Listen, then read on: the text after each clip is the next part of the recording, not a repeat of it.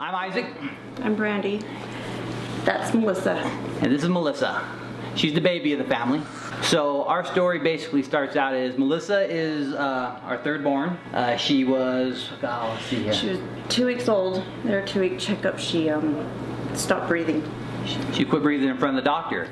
Now what happened was the few nights before is she slept through the night, and I'm like, oh, yeah. 2 weeks old, awesome baby. Through the night, yeah. Yes. At her 2-week-old checkup, she stopped breathing in front of the doctor. She was gray. Turned gray. Right away, doctor says, ambulance, let's get her up to primary children's. We got to go straight there. We went there, and right away they started all the testing. All the testing. And the doctors and the nurses there were like, let's weed out anything. So they did all the testing, and they found out she had meningitis. Okay, say your name. My name is Lincoln. I'm Shanna, Masui Sui Lincoln's mom. How old were you? I was 5 years old. So when Lincoln was diagnosed, he had been sick for a month, and we had taken him to the doctor multiple times. And finally, they decided to do an x-ray. So they found a mass in the x-ray, and they didn't tell us right away because it was on the weekend. So they had called us and said, we need you to take Lincoln, stop by here and grab this x-ray and head right to the hospital. And so we didn't know what was going on. We just hopped into the car, and Grandma and Grandpa took us down to primary children's. And it was really nerve-wracking, huh? That first day they took us in the emergency room and just told us what they thought was going on. They weren't sure, but they said it's possibly cancer. And so they kept him there that night, and he did not want to stay, but they told him that he could play video games in the morning. And he said, okay, I guess I'll do it if I can play video games in the morning. During that first time there, they said we didn't know what was going to happen with her, what the situation was. She had to be intubated. She was basically on life support. And so she wasn't yet. They had infectious disease doctors in there. They had every doctor in there. Every doctor in there. And it was a rare case because you see people that have had encephalitis like that a lot of them don't make it. No. So we've really lucked out. So from when she went in that first time, from there, that's where she started getting these, what they call infantile spasms. Infantile spasms at 5 months. At 5 months. She was developing slowly as a normal child, and she was sitting up, and then in January, she started having these little jerks. They kind of jerk forward, and we found out it's a very rare seizure disorder that's caused by brain injury. He was diagnosed with T-cell lymphoma. It's a rare cancer. It was a mediastinal mass, so it was a mass pressing on his heart and his lungs. But the reason that it was kind of different is he would struggle to breathe at night. So when he went to lay down, that mass would press on his lungs, and he could have gone into cardiac arrest, but thankfully they caught it just in time, and the chemotherapy worked rapidly in the beginning, and so he was able to improve quickly. So it's basically the cold sore was in the portion of her brain where her motor skills were. It came back, and it was pretty serious this time. Prior to that, she was able to hold her head up and everything, and that came back, and she went back into the hospital. But what was good though is the doctors and nurses remembered her from the months before, and they were able to talk to us, let us know everything that was wrong. They did a great job at that. 2.5 years of chemotherapy it takes for something like that.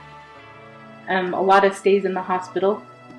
You get sick a lot when you're a cancer kid. You can anyways, and he was pretty involved, and so he would get sick, and he would have to stay the night in the hospital, and so a lot of nights in the hospital, and nurses that would come to our house and do chemo or different things with his port and flushing them, and sometimes he would have to come home on antibiotics, so he would be strapped to antibiotics for a few days, and he hated that, didn't you?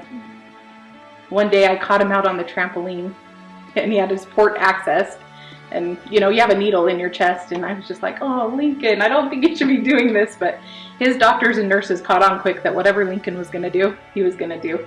You know what, the first 3 years of her life, they were a blur. We just kind of went to the appointments they scheduled for us. We did what we were supposed to do, and we were feeding her like a normal baby, just trying to do everything normal. The thing about primary children's is one thing I've learned and I've seen is, you know, you turn on the news anymore and what do you see, right? Protesters, you know, and bad stuff in the news. You know what though? When you're up at that hospital and you're with other parents who have kids, I mean, whether it be your kid, you know, a sister, you know, niece or nephew, you know, nothing matters anymore when you have someone in that hospital. You just want to see them get better. I mean, it doesn't care what race you are, what religion you are, what your political views are, if you're a hunter, if you're a vegan. No, when you sit there and you talk to other couples and other families, that's where you learn right away that, you know what, all that stuff doesn't matter when it comes to a child. So, in your own words, what is primary children's hospital?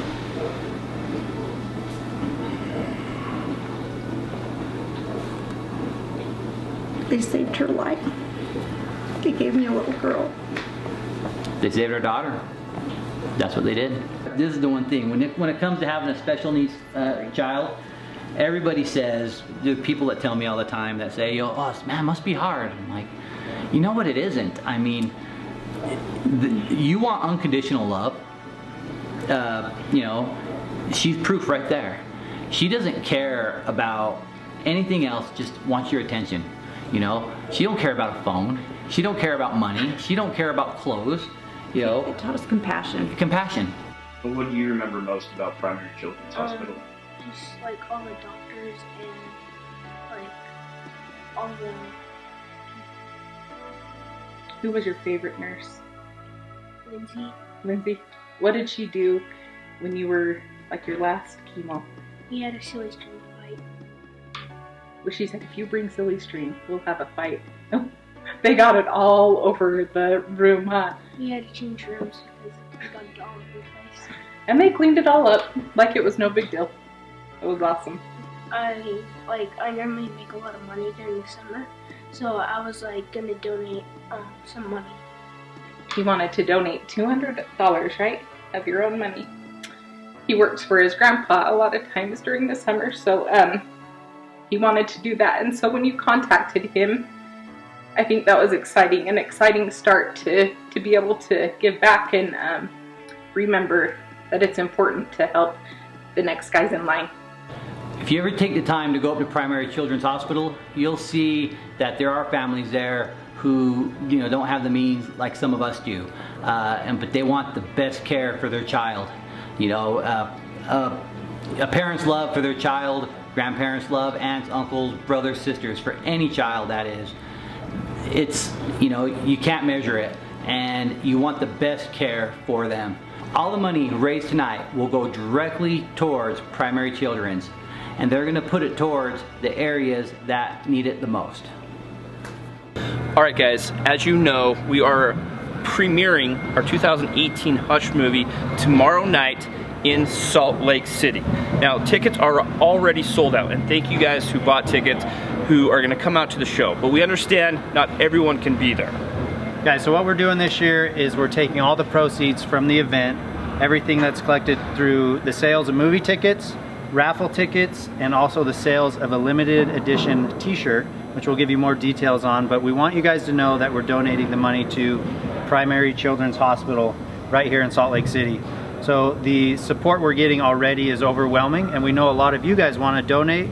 So if you're interested in helping us help children, you're going to want to go to our website and check out the shirt that we're going to sell. So you're going to be able to pre-order our custom shirt that we designed with an inspiration from Weatherby, and it ties into the movie that you're going to see tomorrow night, which those of you that can't make it, it will be going live on our YouTube channel at 7 o'clock p.m. Mountain Standard Time. So pre-order yourself a shirt. 100% of the proceeds will be donated as well from the pre-sale of this shirt directly to Primary Children's as well.